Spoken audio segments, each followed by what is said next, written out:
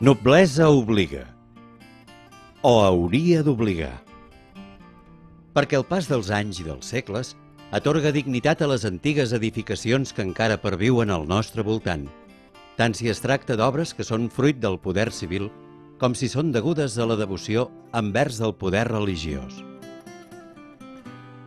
Ennoblides pel temps, les pedres que avui tindrem l'oportunitat de contemplar, tant a l'inici com al final de la nostra descoberta, semblen contradir l'etimologia d'un poble que va començar a viure fa 1000 anys al voltant d'una església, potser la més elegant de tota la comarca, anomenada Sant Feliu de les Cases Novelles.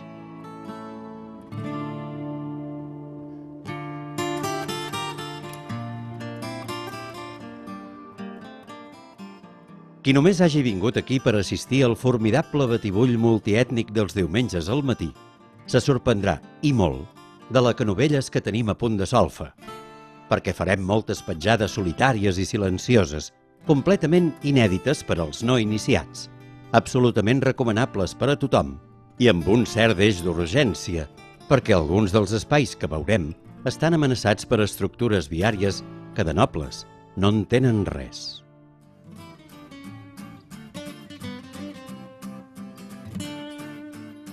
La ruta d'avui cobreix un trajecte d'11 quilòmetres entre anar i tornar. Comença a l'església de Sant Feliu de Canovelles, passa per la font de Can Duran, ressegueix el torrent d'en Fangues, s'enfila cap a Sanaüja i Camp Pagès Vell, s'escapoleix com pot de l'autovia i finalment baixa fins a la Domus d'Olivet.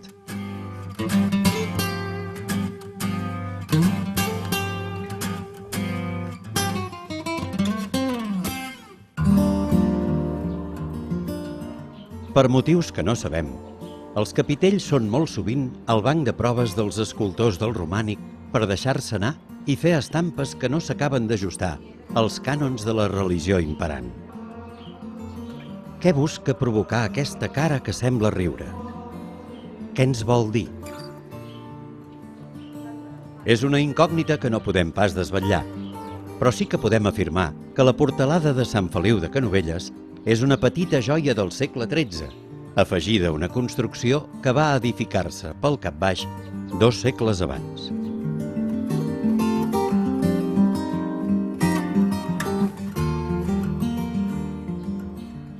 Una gran pedra que hi ha ben a la vora, una làpida del segle II amb una inscripció dedicada a Lucius Porcius Parthenius, corrobora que hi ha precedents romans, o sigui que hem de deduir que la presència humana en aquest lloc es remunta molt més enllà del mil·lenari que se li atribueix.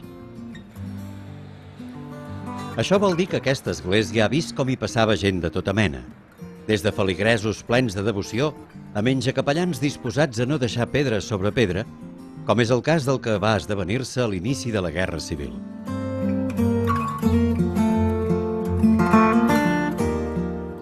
Pel que fa a l'exterior, no se'n van pas sortir, però pel que fa a l'interior, més aviat sí.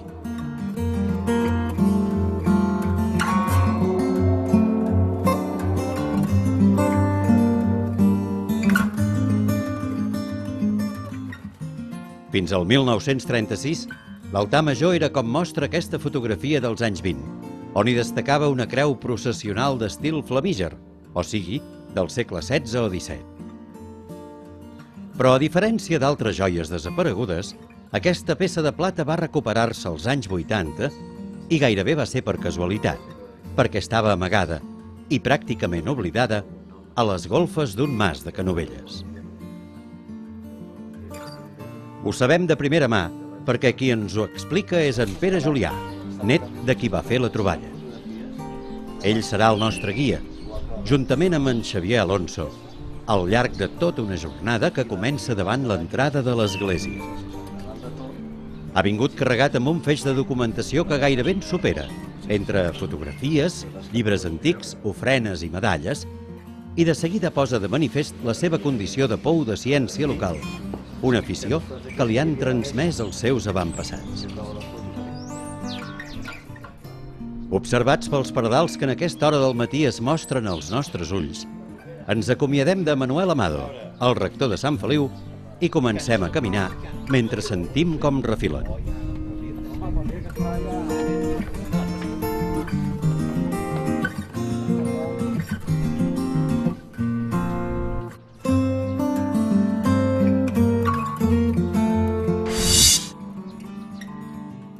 pardal. Aquest ocell, que s'ha adaptat perfectament als nuclis de població, originalment vivia en rocams i penya-segats.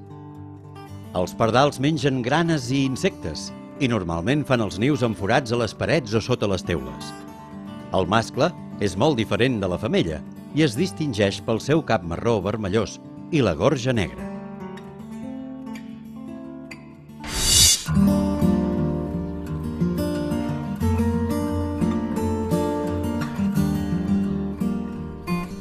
De cara a nord, de moment fem petjades invisibles sobre l'asfalt, però de seguida, al cap d'uns 300 metres que baixen cap a un sot, el panorama canvia de cop. Hem arribat a la font de Can Duran, un espai que, si ara és buit, el dilluns de Pasqua es posa com un ou, amb milers de persones compartint una arrossada popular. I és que ha arribat el moment de dir que aquesta font d'aigua autèntica és un dels llocs emblemàtics de la Comissió de Sant Antoni Abat, de la qual en formen part els nostres acompanyants.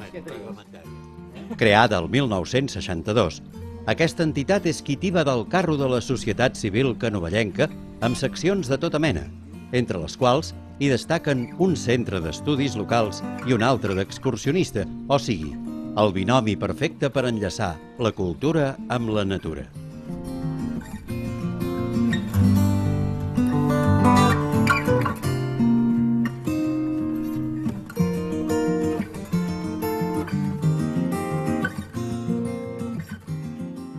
Amb aquesta bona orientació, tirem endavant. Canviem els plataners per l'alzinar i entrem decididament en territori verd, tot seguint el curs del torrent d'en Fangues. Si fóssim dalt de qualsevol dels dos marges, gairebé tot seria ciment, però aquí sota no se'n veu ni el rastre perquè ens envolta el bosc de Can Valls.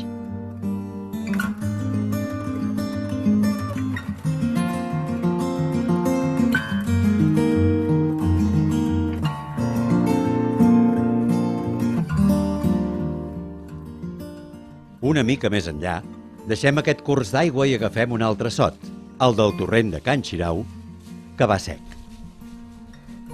La veritat és que se'ns fa difícil de creure que siguem a Canovelles, pel prejudici de pensar que en aquest municipi de tan sols 6,7 quilòmetres quadrats només hi caben blocs de pisos, però la realitat ens fa evident que anàvem ben errats.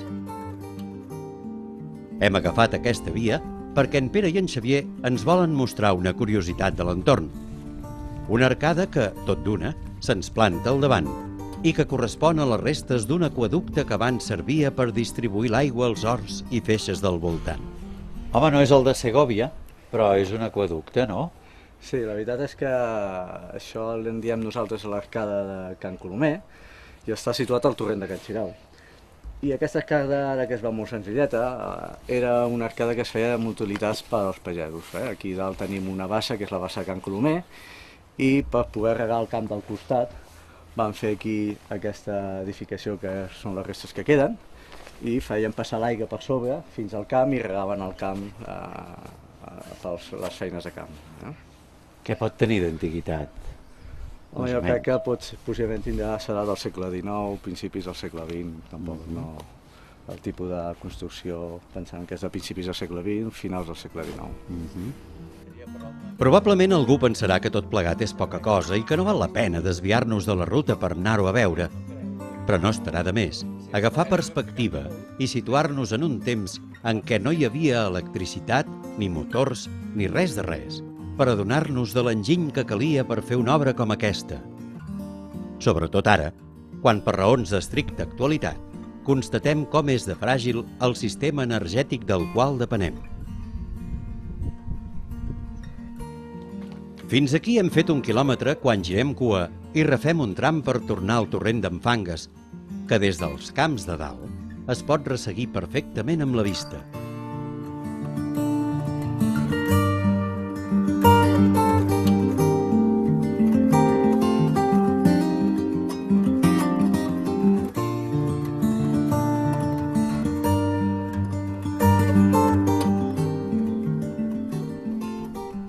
No cal ni dir que és poc habitual que hi hagi aigua, però avui és un dia magnífic perquè en corre força i ben transparent.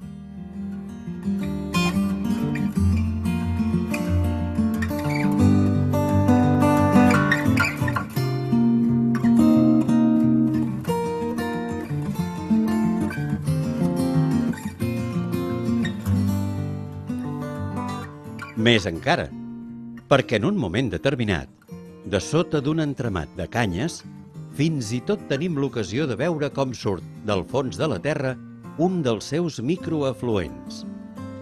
Decididament, hem estat de sort. Hem vist néixer aigua aquí al costat i això també deu ser una cosa excepcional. Sí, bueno, això és gràcies a les pluges aquestes que he tingut aquests dies enrere, que el que he fet és això, no? Que surti aigua per tot arreu, està pluviant aigua i fa aquests paisatges tan macos, tan idíl·lics, que costa de veure, sobretot ara quan arriba a l'estiu, que aquí és bastant sec, el terreny és bastant eixut i jo crec que és un dia perfecte. La gent de Canovelles ho coneix, això? Aviam, el torrent el coneix, però no el coneix com el que realment nosaltres estem veient.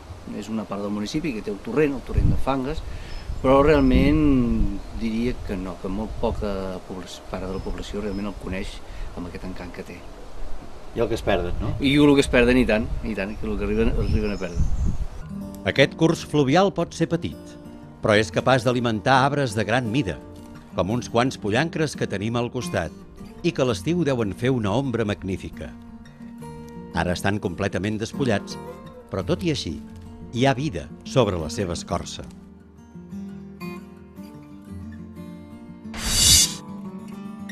Pollancre.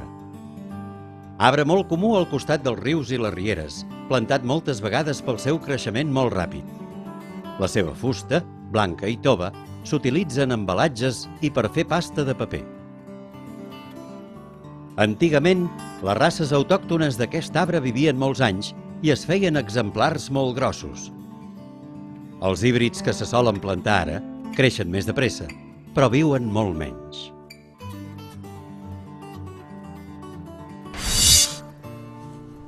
Una mica més endavant hi apareix la mina d'en Fangues, però fa de mal contemplar perquè està gairebé colgada sota un munt de fulles.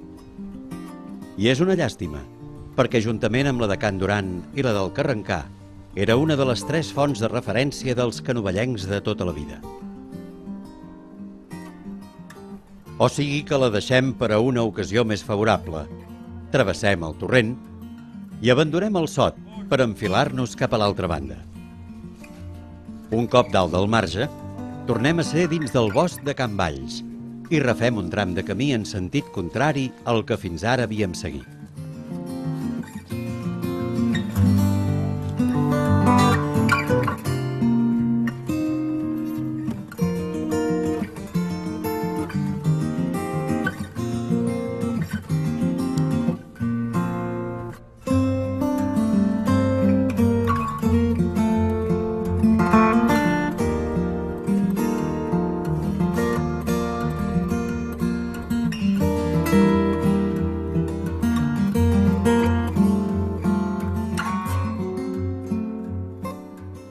En direcció a llevant, el camí ens fa sortir en un espai obert, conreat i esventat.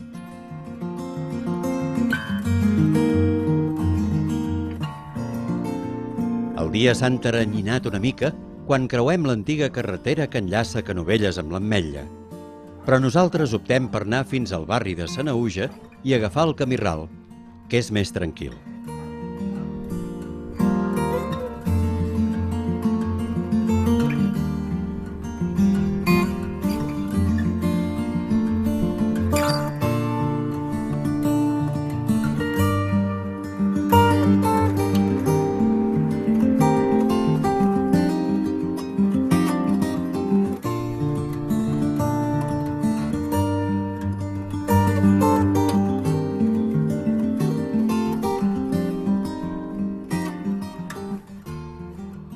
Tot d'una, quan ja duem 2 quilòmetres de ruta i la pista fa un revolt cap a ponent, en Pere ens fa aturar.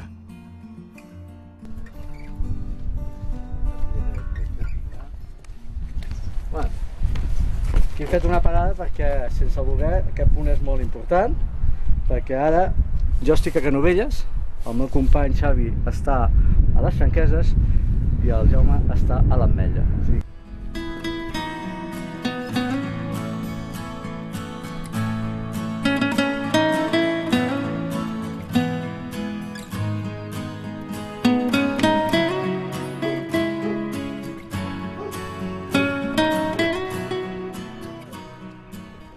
El camí que seguim torna a travessar la carretera.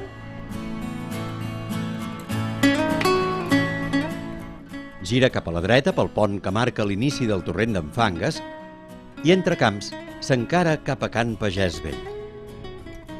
Aquest tram, que ens acosta també a l'autovia, és força insípid i amb poca història per explicar.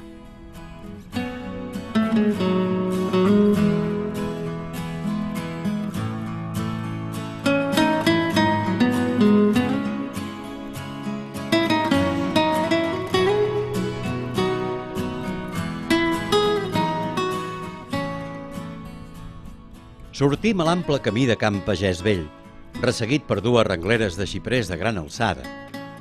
Deixem la casa de banda i continuem un tram més fins que no tenim més remei que tornar a trepitjar l'asfalt.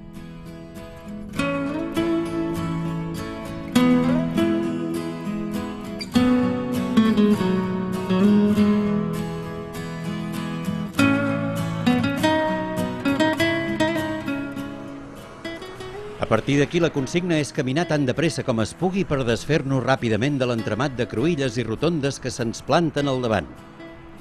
O sigui, que seguint sempre recte amunt, anem driblant com podem els cotxes, passem per sota de l'autovia i al final encarem una zona industrial.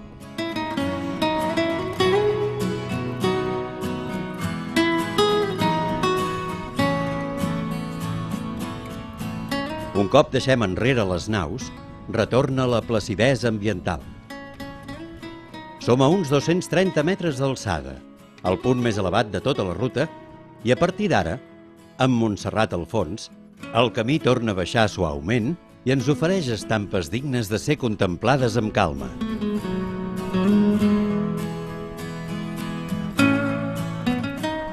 El dia torna a ser lluminós, com si anés d'acord amb el nostre estat d'ànim, de manera que el darrer quilòmetre de la ruta transcorre plàcid per entre un bosc mixt de pins, alzines i roures, sempre en sentit descendent.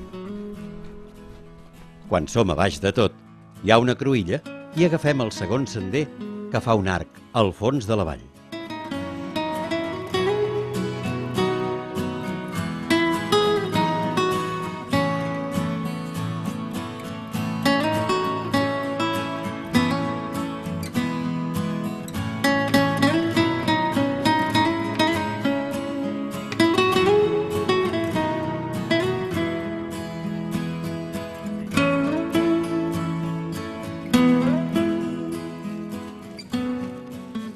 Al cap de ben poc, després d'un revolt, arribem al final del nostre trajecte, la Domus d'Olivet. Aquesta construcció senyorial, construïda al segle XII al voltant d'una torre de defensa aixecada un segle abans, es troba sobre un turonet, a la vora de l'antic camí romà que anava de Mataró a Caldes de Montbui. El que ara es veu és fruit d'uns treballs d'excavació que es van fer entre el 1995 i el 2005, els quals han permès descobrir que la propietat va ser abandonada sobtadament al segle XV, arran d'un incendi. És per això que s'hi han trobat interessants restes que documenten quin tipus de vida duien aquells propietaris rurals, com ara una cota de malla, llances o guarniments dels cavalls, així com penjolls i restes de ceràmica. Tots aquests objectes són al Museu de Granollers. Però quan de tot això no se'n sabia res, la Domus d'Olivet ni tan sols no tenia aquest nom. Sí, jo quan era nen venia per aquí en bicicleta. Jo voltava els camins d'aquí Can Bernat Serra, de Can Jovençà, de Can Marquès, de Can Canyelles, i passàvem per aquí. I llavors aquí el que veiem una pila de pedres, però no ho veiem tant com és ara. I nosaltres en dèiem això el Castell dels Moros. Vull dir, nosaltres veiem els últims 2 metres del que és la paret. Vull dir, aquí hi havia més de 2 metres i mig de terra que estava totalment tapat. No veiem cap paret, només veiem la torrassa.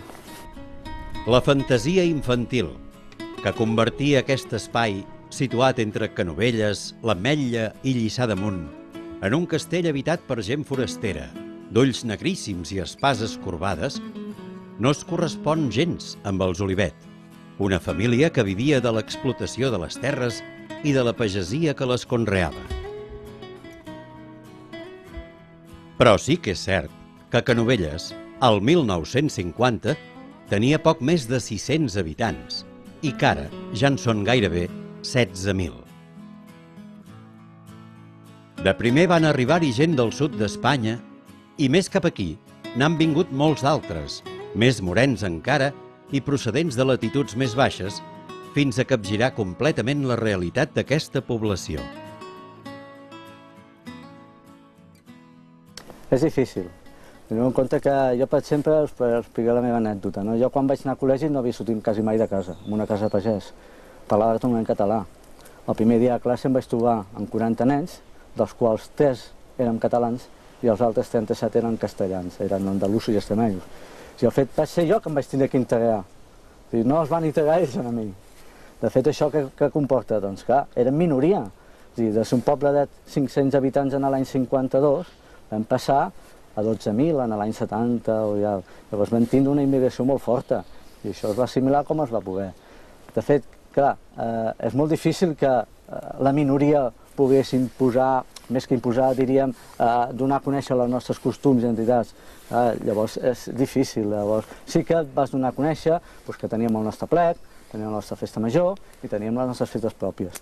I ara, jo crec que amb el tema del mil·lenari s'ha aconseguit bastant que la gent s'identifiqués Canovelles. El mil·lenari ha ajudat molt a integrar la gent a Canovelles, des de tots els punts de vista, des dels nouvinguts, siguin andalusos extremenys de l'any 60, com els nous, que són de Sud-amèrica, de la segona onada. Llavors, clar, aquí han arribat un bateria, jo crec que al final Canovelles el mil·lenari ens ha beneficiat molt per aquest tema d'integració i ens ha donat a conèixer que a Canovelles tenim una identitat. L'ànima de Canovelles, que havia corregut el risc de perdre's per sempre, sembla que a poc es va recuperant. I fa molt l'actitud i el treball de gent com en Pere Julià, canovellenc de socarrel, així com la d'en Xavi Alonso, que hi va venir a viure als anys 80 i que s'ha convertit en un gran propagandista del poble que el va adoptar i que s'ha fet seu. Aviam, jo el que sí que li demanaria a la gent és que realment disfrutés, sortís de les 4 parets aquestes de formigó i realment es passegés, gaudís del paisatge, sentís els ocells aquests que estem sentint ara. Poguéssim veure l'aigua que hem vist passar abans pel torrent, cosa que no passa molt sovint degut al temps, no? Però realment el gaudir es relaxa, et treus, bueno, ja no dic anys de sobre, però quan acabes de fer un passeig d'aquest tipus, arribes a casa nou, res de tindre que fer grans viatges, perquè no sé, aquí a Canovelles, què més volem? Si ho tenim tot, tenim camp, tenim boscos, tenim natura, jo crec que és un paraís que mal aprofitat, perquè realment la gent no ho sap. Jo diria a tothom que vingués, però sobretot amb cura i respectant el medi, que és de tots. Envoltats de pedres nobles que són l'arrel d'aquesta petita història vallesana, no podem pas estar-hi més d'acord, perquè dalt del vaixell hi cap tothom.